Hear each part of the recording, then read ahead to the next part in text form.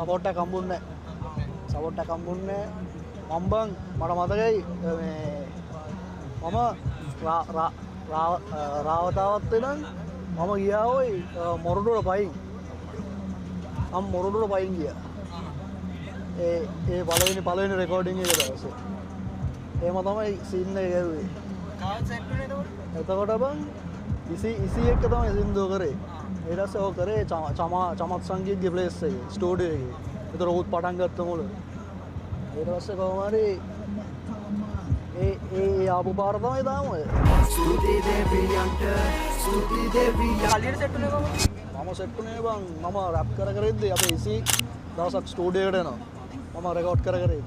පස්සේ ඌ මාව දැකලා ඌ මට කල්ලියට ඉන්වයිට් කරනවා